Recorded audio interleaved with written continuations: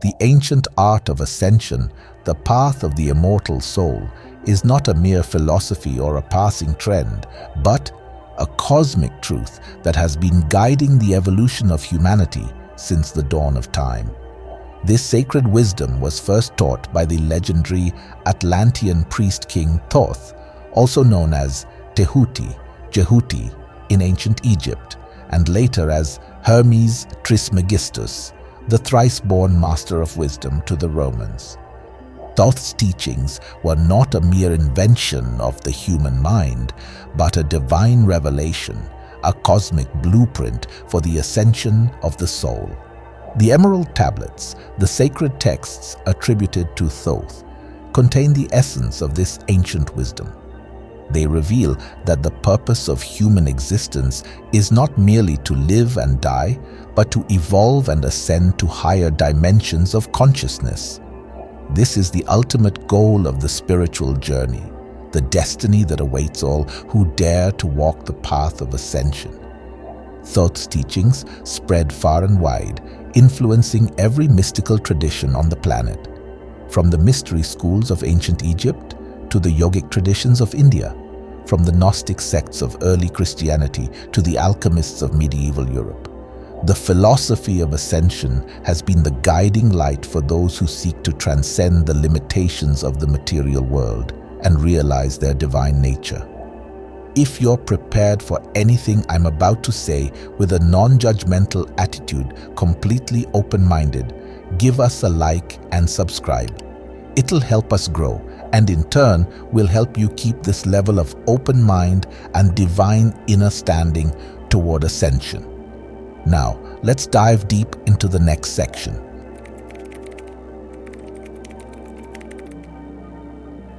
Ascension is not merely a religious belief or a metaphysical concept, but a scientific reality, a process of spiritual alchemy that transforms the lead of the ego into the gold of the divine self. This transformation is not a quick fix or a magical formula, but a journey of self-discovery and self-mastery that requires dedication, discipline, and a willingness to face the shadows within. The science of ascension is based on a profound understanding of the human energy system, the network of chakras and nadis that form the interface between the physical body and the subtle bodies. The Emerald Tablets speak of the 7 energy centers that run along the spine, each corresponding to a different level of consciousness and a different aspect of the divine self. By activating and aligning these energy centers through specific practices and techniques, the seeker can awaken the dormant potential within and accelerate the process of ascension. These practices include meditation, breathwork, sacred movement, and the use of sacred sounds and mantras. One of the key principles of the science of ascension is the law of resonance, which states that like vibrations attract like vibrations. By raising one's frequency through spiritual practice and aligning oneself with the higher vibrations of the divine self, the seeker can attune to the cosmic frequencies of ascension and draw forth the light and wisdom of the higher realms. Another key principle is the law of correspondence, which states that as above, so below, and as within, so without. This means that the microcosm of the human being reflects the macrocosm of the universe, and that the journey of ascension is a journey of inner exploration and self-discovery that mirrors the evolution of consciousness on a cosmic scale. Think, what would your soul's immortal life look like if you were able to achieve this state in full conscious awareness? Comment your thoughts on that below.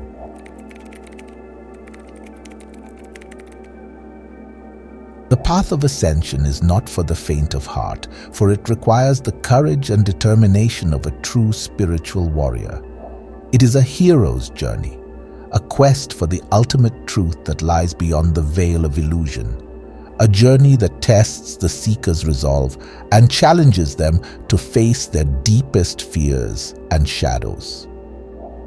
The emerald tablets speak of the trials and initiations that await the seeker on the path of ascension, the guardians and threshold keepers that stand at the gates of the higher realms, ready to test the purity and worthiness of the aspirant.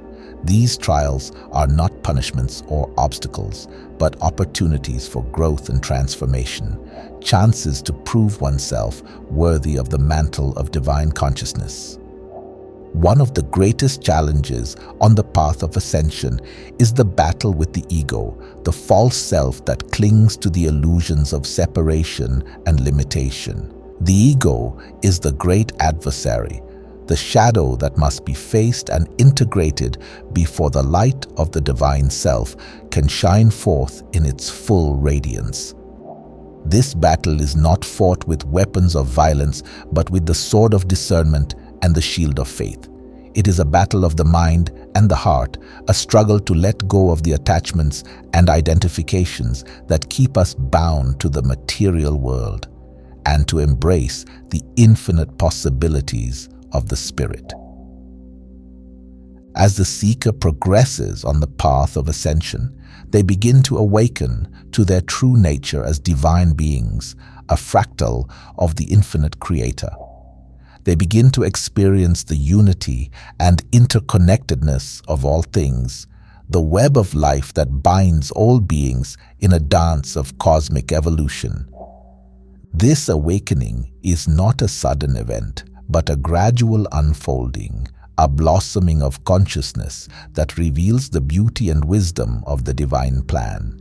It is a journey of remembrance, a return to the source from which we all came and to which we all shall return.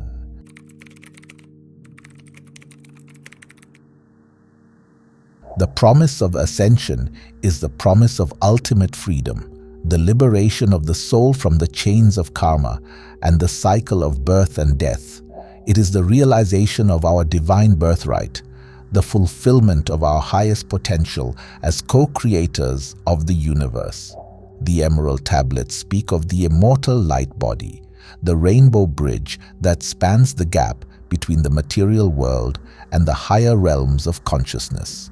This light body is the vehicle of ascension, the chariot that carries the soul across the threshold of death and into the realms of eternal life. To activate the light body and prepare for ascension, the seeker must cultivate a state of inner purity and alignment, a resonance with the higher frequencies of love, wisdom, and power. This requires a daily practice of spiritual discipline, a commitment to self-mastery and service to the greater good.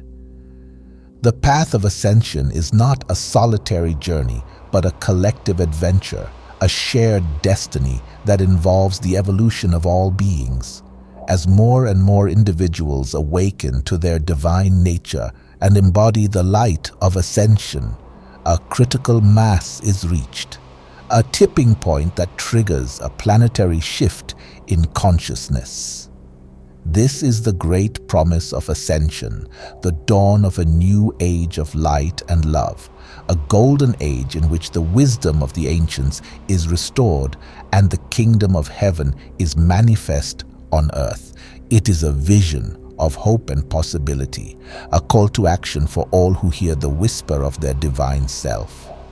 The teachings of Thoth and the emerald tablets are a beacon of light in these dark times, a reminder of our true nature and our ultimate destiny.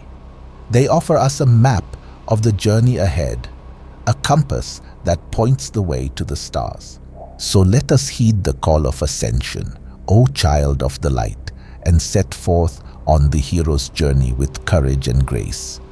Let us embrace the challenges and trials as opportunities for growth and transformation, and trust in the wisdom of our divine self to guide us home. For in the end, the path of ascension is the path of remembrance, a return to the source of all being, the great mystery from which we all emerge and to which we all shall return. It is the ultimate adventure, the greatest love story ever told, and we are all invited to play our part. May the light of Ascension guide your way, and may the wisdom of the ancients be your strength and your shield. For you are a divine being, a child of the stars, and your destiny awaits you on the other side of the rainbow bridge.